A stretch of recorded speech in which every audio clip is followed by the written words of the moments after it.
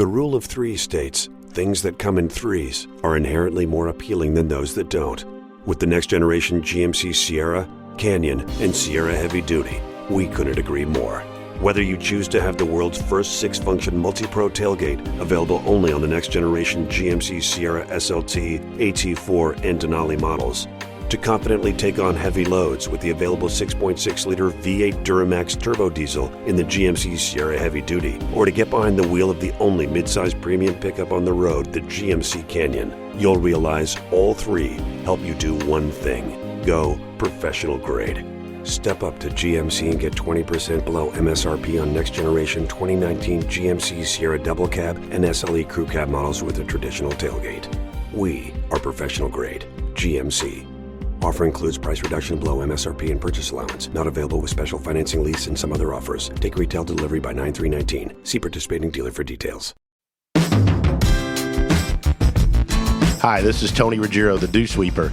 You're about to listen to an episode of The Tour Coach, which is going to give you an inside look at coaching golf at the very highest level, from on the PGA Tour with my guys all the way to here at Mobile, Alabama in the Dew Sweeper Dome, as we help folks of all skill levels, all walks of life, learn to achieve their golfing goals. All right, joining me here on The Tour Coach for the first time, somebody that I've seen quite a bit out there. I'm sure we both probably like to be home a little more than we are, but now actually we have the opportunity to be home a bunch, whether that's good or not. From just down the road from where I spent some time at Frederica, down at the Sea Island Performance Center, Justin Parsons. Justin, what's up? Thanks for sitting in here. Thanks for having me on, Tony. Yeah, it was good. It was good to spend that bit of time with you at the Players, and looking forward to our chat today. Absolutely. It's we got to sit down and have that beer we've been saying we've been going to have for a while. And, of course, when we sat down at that bar there at the Hilton Garden Inn, I don't think either of us thought that we'd probably seen most all the golf we were going to see for quite some time. It was good. I mean, it's an incredible time. And, I was expecting to be driving up and down the road all weekend and probably to be in Tampa this week. But here we go. We just got to play with the cards we're dealt and try and stay safe and listen to the advice. So we're hanging in here in Sea Island. I hope you're doing the same in Alabama. Yeah, for sure. And before we get into some of the other teaching stuff, I kind of wanted to say, so the first thing I did was, when obviously it became obvious that we're not going to play much golf for a little while, as I texted each one of my guys and I said, I think the way to look at this, if you're trying to look at it from a positive, is this gives you the chance to, one, rest, and two, get a rare, longer off season than we get in golf at any point now, and a chance to actually use it for your benefit so that when the bell rings, and whether it's in a month or it's 2 months or whatever it is, we're ready to go, and that you're ready to go, and that you're in better shape, and that your game feels good, and tried to turn it into a positive. Kind of curious, how did you work it? I know you're so close with your guys and the approach that you take. How did you frame it to them to keep things in a positive light? Yeah, I mean, I think, we've just like we talked about, there's so many guys with different stages in their careers, and some of the guys that are married and they've got families, I've encouraged them to take a little bit of time, because time is a very, very important asset, as you and I both know. And a lot of these fellas are maybe in their 7th, 8th, 9th, 10th season on the PGA Tour. It seems like a very glamorous life, and in many ways they're very privileged to be doing something they love. But at the same time, it's a hard old life out there. They're traveling to different places, and they have an opportunity now to have a little bit of a rest. And for those who have those pressures, I would encourage them to rest a little bit. And some of the guys are right at the top of the game and playing really well. So it's making sure that we kick on a little bit and look at some programming that we maybe hadn't gotten to, developing some shot patterns and things that we haven't been able to really get to on the road. So case by case, as always with me, Tony. There's no real systematic approach. It's looking at every one of those different individuals and trying to make sure we're performing well for them. And I think that's you brought up something that I think is a really good point, and one that I believe 100% is that, like, the guy that's only been, a guy that just came off the Corn Ferry and is in his first year on tour is going to approach this way different and look at things way different than a guy that's been out there for 20 years, right? And, and you have to handle each one of them different, Yeah. And, and sometimes you gotta encourage them to take that bit of a time off, and other times you gotta try and encourage them to really get some work done when they need to. And, and that's my great mentor, Butch Harmon. I know you and I have talked about Butch, and, Butch said, that in our job, you got to know when to give them a tap on the back and know when to give them a kick in the backside. And, the timing and delivery of those two things is very important.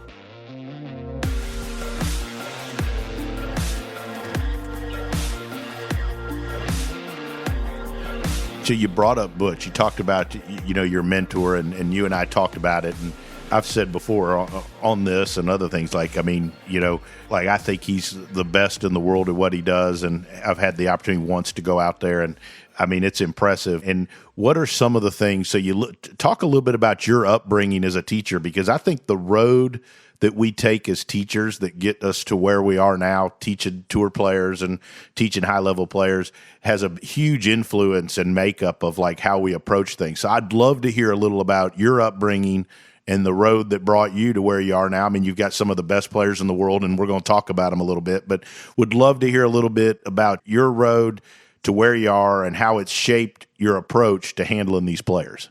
Well, yeah, I'll not blow my own trumpet too much. I'll try and avoid doing that. But I took it up when I was 12 or 13. I was always very obsessive. I played a lot of rugby, a lot of football, some martial arts and some tennis and things like that growing up. And then golf took over.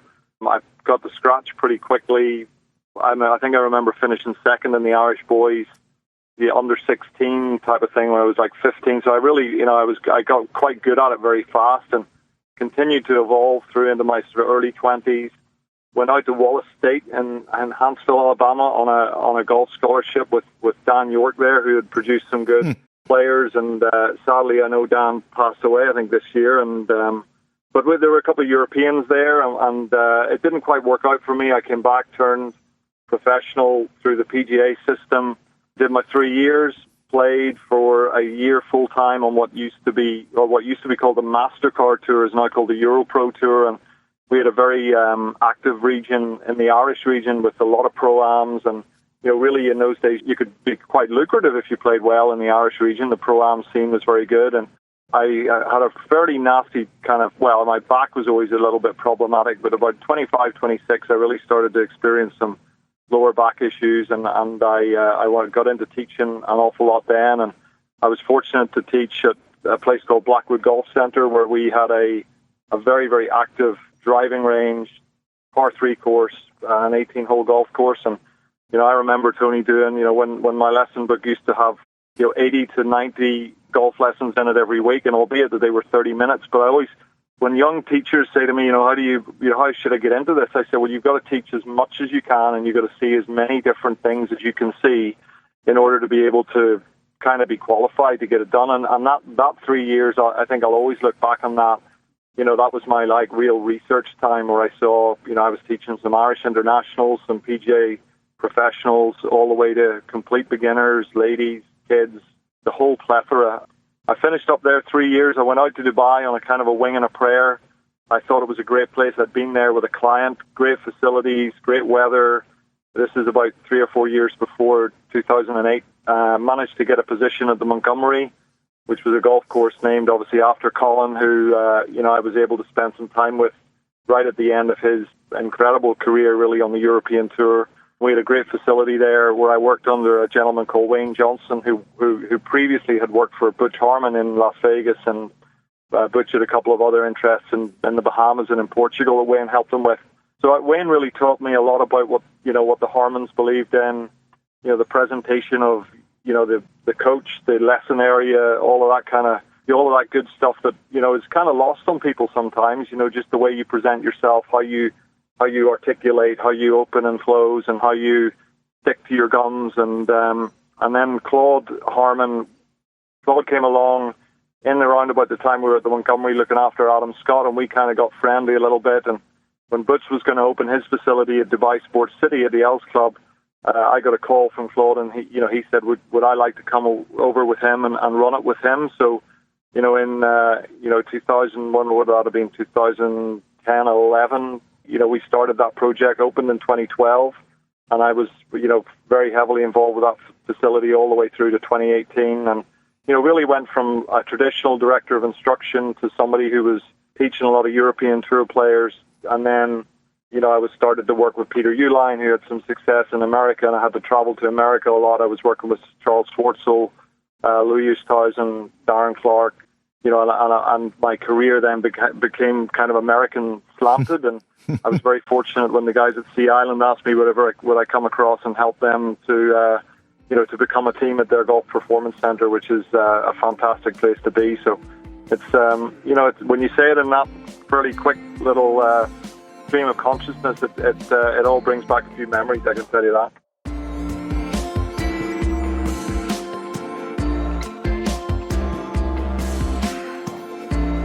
So I was mentored I worked for about 8-9 years with a great teacher. He's older now, obviously, Hank Johnson.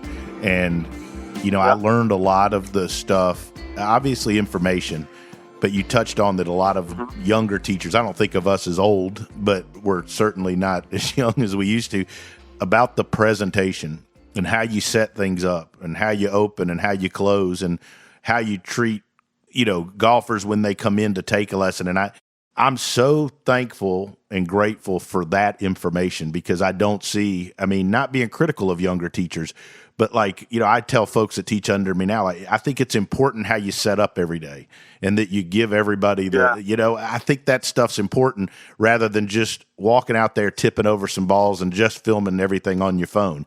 I think that the whole presentation's important, and I think some of that's getting lost today.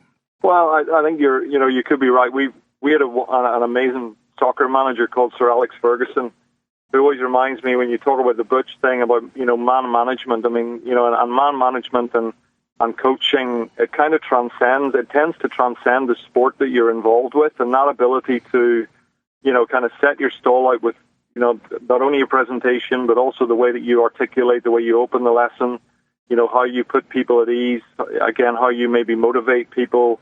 I do think that there's a lot within that kind of subset that isn't really talked about very much, I think, and I think that's primarily why, younger instructors may not be getting it, because they go online and they look at all of the seminars and websites, etc., and generally speaking, the themes are about the technicalities, the equipment, potentially the body swing link. And all of those things are fantastic, but if you can't communicate your message, or you haven't made the person in front of you feel like you're interested, professional, well turned out, you're not going to give as good a golf lesson simply because your connection with that person isn't going to be as deep. That was the biggest thing, when I went and watched Butch, and obviously you've seen it 8,000 times more than me, but it was just his ability to communicate and the importance that it was placed on that. You could tell that was a primary importance in the time that he spent with each person. Yeah, that's something that I've always believed to be the absolute primary. You can, even if your knowledge is basic and your communication skills are 99%, you'll probably do a better job than a person who's the reverse of that, who has 99% knowledge and 1% communication skills, because without the communication skills, you can never get people to do what it is you would like them to do through you're obviously talking to them, your body language, your tone. There are so many nuances of communication that I find fascinating, and I think Butch is the master of that. And his ability to, almost be a chameleon in the way that he communicates. I remember being out, with a couple of guys at the golf school, and they said that Webb Simpson came in, and Webb Simpson is, as you know, is a very, very fine gentleman with, with a lot of belief and a wonderful family. And they said Butch couldn't have been more like exactly the sort of person Webb needed him to be. And an hour or two later, Dustin Johnson rocked in, and this is before Dustin was married with a family, and he's a completely different type of individual. And you can imagine the language and the tone and everything changed pretty quickly. And Butch became who Dustin Johnson needed him to be. And that's, that's something that I find interesting every day. And certainly my knowledge of NFL, of college football, basketball, and baseball has had to improve since it came to the States, because if I start telling stories about rugby and cricket, guys at Sea Island are just going to look at me and kind of shake their heads. it's an interesting point. And I think to be successful teaching tour players in particular, or high-level players, you have to figure out how to be yourself, but be the type of person or the type of coach or fulfill the needs of what the player in front of you needs. And, and I think that's a challenge at times, that, not being critical of people, but that's why just having one approach and one way of doing things and one thing that you think's important has its limitations and challenges with good players. No doubt. And it's, and at the same time, I think you've also got to kind of admit to yourself that, you're not going to fit with every single person. You can't alter your personality entirely. And there are going to be times when, it just may not click. And I think that was another great thing that, that any of the younger instructors listening, I would encourage them that, if, Butch always said to us, you're hired to be fired.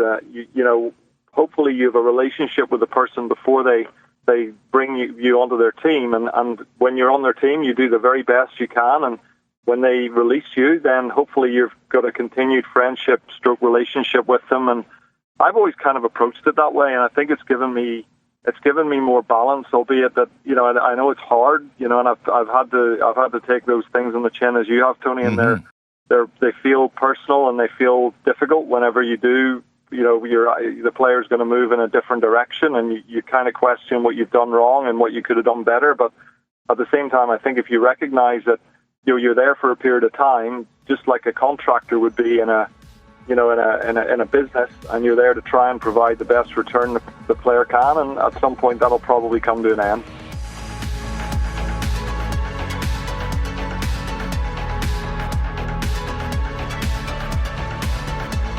I want to talk a little bit about one player that in particular, I know you got a lot of great players, but one is like when I've hang out down at Frederica and watch, that I've in particular seen a huge transformation. And if you turned on, if you turned on the leaderboard for the one day we had the players, you'd have seen him up there, but was Harris English. You've done some really, really nice work there with a guy that was struggling for a little bit, I'm sure, when he found you. And that's a really nice story because he's a really nice guy. And I always like to pull for guys that are nice guys. And so kudos to you. You've done some really nice work there. Well, I appreciate that. And he's a very, very fine young man. Harris has been around, we think of Rory now almost as a veteran, and Rory's only 30 years old, and Harris and Rory pretty much came up at about the same time. And, Harris has got a very fruitful and long career ahead of him. I just think that one of the big things that Harris needed to do was to begin to trust his instincts and be encouraged to take ownership a little bit of what he was going to listen to. And, some people say to me, well, was there ever a point where you felt like Harris was going to return to some form and things? And, I tell them a story about going out. We were out on Plantation one evening, and he's an excellent player, but as you and I both know, Tony, everyone needs to get better in some aspects. And he was trying to get a little knockdown shot, which we're still working on, something he can take out of the air and be just a little bit less, race car in the red, trying to be able to just, pop it onto the green from 160 into the wind, this type of thing. And I encouraged him just to put his hands a little bit further ahead of the golf ball, and he hit a few shots, and he beautiful little flighted sort of 8 irons and 7 irons. And we came into the parking lot, and we were getting ready to get finished up, and he looked at me and he said, well, JP, I don't really like the idea of doing that because I think it might mess with the work that I've done on my takeaway. And I said, Harris, that's fantastic. And he looked at me, and he said, but I just didn't want to hurt your feelings. And I said, well, Harry, my feelings don't matter. The only thing that matters in our little relationship right now is your golf. And if you feel like that, and to me, that was the moment where I realized, this fella, not only is he, continuing to be a good human being and a nice individual, but he's beginning to have a little bit of a brick wall up between, him and what things that he might be allowing to come in. And, you and I both know, Tony, in this game that if you allow all those thoughts to come in and you listen to everyone who's willing to give you an idea about how to swing the golf club, you'll pretty quickly lose your form and become like the rest of us, looking from one little swing tip to the next. And the best players in the world act with consistency. And again, consistency, a little bit like that idea of information versus communication. Consistency basically is doing the same thing over and over again every single day until you're good at it. Even if it's not the right thing and you do it every single day, you may become good at it. Right. And what Harris has done is he's taken on board some simple ideas really with alignment and his first move off the golf ball. We've worked pretty much tirelessly on those two, albeit simplistic elements. But he's almost leading the tour in greens and regulation, with a decent comp set of results now going through. And, he certainly feels like his game's trending in the right direction. So I couldn't be more proud and delighted for him. And I love the idea that it can be simple and have good results, because I know you and I talked. I mean, there's tons of information out there, and I love, I love perusing through stuff on social media and watching some stuff that's pretty technical and complicated. But I mean, to me, some of the real challenges, most of my players don't want that information. They want it very simplified in a way that they can go react and do it. And that to me, that's kind of the art of teaching is taking what a player needs to do and making it, in a simple way that they can adapt to it and go play golf with it. Yeah, I mean, I remember being up, we're talking about Butch. I remember being up at the top of the range to the right-hand side of the range in Las Vegas. And I was just there for a few days watching and learning, and Butch and Ricky Fowler were in a bunker, and Ricky was having some kind of problems with his bunker play, and I'm watching him hit these bunker shots, and he's kind of picking the club out outside, he's getting away across the golf ball, his strike wasn't very consistent, and at this point in my career, I was reading and learning a lot. I'd watched Pete Cowan, whose short game stuff's fantastic, James Sykman, a lot of TPI sequencing things, and I'm looking at this bunker shot thinking, if I was me now, I'd be telling Ricky to fold his right arm more and get more loft on the club, and I'd probably encourage his release to change a little bit. And Butch just walked in the bunker. He said, "Ricky, you're hitting the sand this way," and he drew an arrow to the left. He said, "I want you to hit the sand this way," and he drew an arrow towards the flag. And Ricky set up and he squared off his lines a little bit and set his right arm better and put some more loft on it and swung it straight at the target and hit a beautiful bunker shot. And I thought, I've got an awful lot to learn here. This guy's just made his client do exactly what I would have wanted him to do, but he did it in a much simpler and better way than I would have ever done at the time. Such a great story. Those are the things that, when you watch great teachers that you see. And I think it's cool that you're always trying to learn. And another player that obviously one of the best players in the world that you've worked a good bit of time with and has had a lot of success, but also is in a different place in his career, is Louis Oosthuizen. Talk a little bit about your work with him and the stuff that y'all do. Well, Louis's been a successful golfer for quite some time, and I think he's probably one of the more talented players that I've ever seen, certainly of his generation. And, when we started, Louis had gotten to 39th in the world, and he just wasn't playing very well. I don't think he had much of a structure in place. And, he had some fire. He's got a young family who I think he wants them to see him, being successful, winning golf tournaments. He won the South African Open in front of them all. And, I couldn't have been more proud to see that. And, Louis said to me, one of the first couple of sessions, he said, "Look, you can tell me what to do with the golf club. You can tell me what to do with the head, the toe, the heel, the shaft, the neck of the club. You can tell me what you want me to do with the grip. But don't tell me what to do with my body. If you tell me what to do with my body, you and I are going to have problems." And it was his good way of, again, putting that wall up, saying, "Listen, I'm not going to react very well if you ask me to put ground pressure on in a certain way, or if you want me to try and change my footwork or you lower my left shoulder." All of this stuff. That's, again, it's not that it's wrong information. It's just that this particular player doesn't see the golf swing that way. He reacts fantastically well to alignment. He understands implicitly what a good line of golf swing feels like. He's instinctive about whether the swing is on plane or off plane.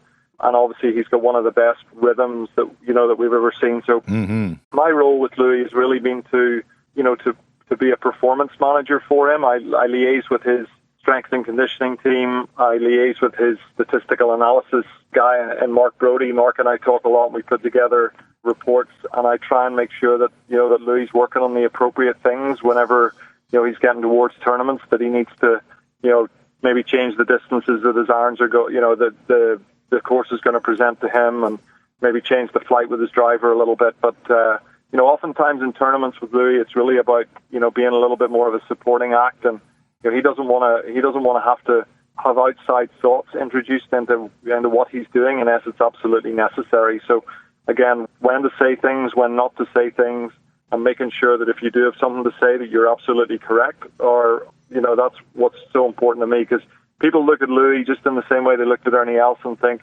he's just such an easygoing guy. Well, these people are fantastic human beings, but they're not at the top of our sport for no reason. They're hungry, and their desire is up there, and the fires burn very, very bright. And when you're involved with those guys, you got to make sure that you're doing your due diligence and doing your job as well as you can.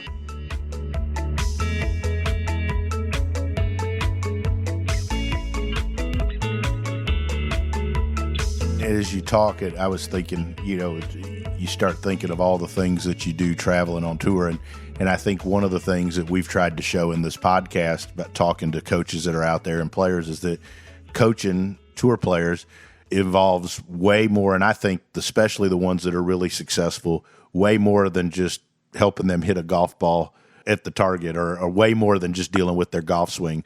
There's so many, I don't know that jobs is the right word, but there's so many parts of what you do or what I do, and there's lots of different moving parts and things that go on in helping a player play their very best. Yeah, and again, I would have to thank Butch for, he used to say to me all the time, you need to anticipate their needs. So you need to know, when you need to show up, when you need to not show up, when you need to tell a joke, when you need to be quiet, when you need to really get to work. And, within that is you've got to have done your work. You've got to be well prepared. You've got to have given a lot of lessons. You've got to have given a lot of lessons to good players. And you've also got to have figured out how tour players tick.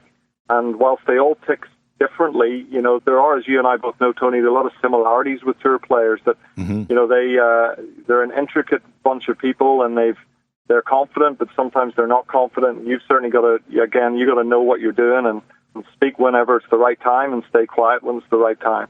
I think that's one of the harder things to learn. I think if I watched videos of myself teaching 8 years ago and now, I would probably find that I say less. That I speak less. But I think that's one of the hard things is sometimes when you're watching a player hit a ball and they don't hit it well, to refrain from talking sometimes, because sometimes you don't need to say anything else. As you know, you got such a variety of players, but like sometimes they hit a bad shot and they're being quiet just because they're processing things in their mind. They don't need me to say something different. But I think that's a great piece of information. It's like you have to know when the right time to shut up is. Yeah, and I think the other thing I find more recently, certainly thinking about golf shots, and when I do play golf myself, I think to myself, well, how many thoughts can we actually have here? And if there is a technical thought, generally speaking, is it disruptive or is it going to help me execute the golf shot better? Oftentimes, if you introduce any technical thought for a period of time, it's going to be disruptive because it's going to take the player, a little bit of time to process it, et cetera, to your point. And the best golf shots are hit whenever the player is fully engaged with the shot he's hitting. That might be the entirety of the shot, or there might be a rhythm attached to it. So to your point, for those young guys maybe listening, if a good player hits a poor shot, sometimes it's better to let him process things a little bit and maybe let him continue if you're given that time, rather than just interject and give him another technical thought, because all of a sudden then he's got two or three, and that's not a good place to be. No, and it, but like you talked about where Louis told you the things that would give you trouble if you did that. I think that's where, when you have a good relationship with a player is when they're not afraid, or afraid may not be the right word, but when they tell you things. And I've had this with Lucas before where he said, hey, I told him to do something. And he said, I told him to try to rotate more through the ball. And he said, so-and-so, everybody's told me to do that. It hadn't worked. You need to find another way to do it. But that's great when they don't mind telling you that, Yeah, absolutely true. Yeah, if they hold that inside, then your communication channel has just got a little bit less strong, if that makes sense. Right, exactly. In fact, we were at the Players. I was trying to get him to turn his chest back more, and he said, well, hold on, basically like hold my beer and watch this. And, he hit one, he said, did that look better? And I said, yeah. And I said, that was great. And he said, well, all I did was try to make my elbow feel like it stayed more tucked. And I was like, well, I would have never thought of that, but I'm glad we came up with it, But to me, that's like the beauty of, and the fun of teaching and having the relationship where you're not afraid to say, hey, I couldn't have figured that out. I'm glad you did. To that point, I also think that going back to the guy who's, maybe an elite level college player to first-year PGA Tour player to a guy with a more established. I think what Tiger's doing now at 44 years old, I think, is almost for a 44-year-old. It's about perfect. He's got a gentleman, Rob, I think, who watches him hit golf balls. He'll ask him if he's doing the things that he thinks he's doing, and they basically just keep it that simple. So Tiger's pretty much in charge. He knows how to play golf, and he understands that the feel and reel of a golf swing can be somewhat misleading for us. So when he hits a shot or two, he'll ask for that little bit of feedback, and he's really, to some degree, he's teaching himself with somebody's assistance. And whilst that's really, really challenging, I think as players get into the latter halves of their career, I think you want to try and get away from trying to get them to do too much, because they've probably done too much all of their lives, and really make it a little bit more, again, re-simplify it a little bit. And the more complicated it is, the more jerky the movement's going to get. And we can see in Tiger that since he's taken ownership of it himself, everything seems to have smoothed out a little bit and gotten a little bit better. And again, he's using that person more as a guide now rather than a dictator. Absolutely, and I think that I agree with you 1,000%. I think that's why it's different, coaching different players at different stages in their careers. But, a guy that's been out there 15, 20 years, I think that at that point they already have a really good idea of what they know works for them and what they need to do to play well. They just need somebody to kind of hold them accountable, have a plan, keep them in the middle of the road, so forth, and and just keep things structured. Yeah, and that can be frustrating and require discipline as well. Sometimes with Louis stuff, I'd love to delve in a little bit deeper at how his direction changes and for him to get a little more open and all that. But to your point, this guy's won an Open Championship. He's won golf tournaments pretty much all over the world. He's done it with different people helping him. So he knows how to do this, and your job, going back to it, is to be disciplined and be the person he needs you to be, as opposed to somebody that you might like to be, and you'll be more successful as a result of that, I believe. Absolutely, and I think the same goes for coaches. Figuring out what you do and who you are as a teacher and what makes you successful. And I've said all the time. At times when I was fired by a player and it hurt, I tried to do more of like what the guy they went to was, thinking maybe I was lacking. And then I realized that, I sucked it that way too. I was better to just do what I do. So I think that there's a lesson there for everybody that's coming up as a teacher or a player is, you learn the things that you're good at and what makes you successful and find ways to be good at that.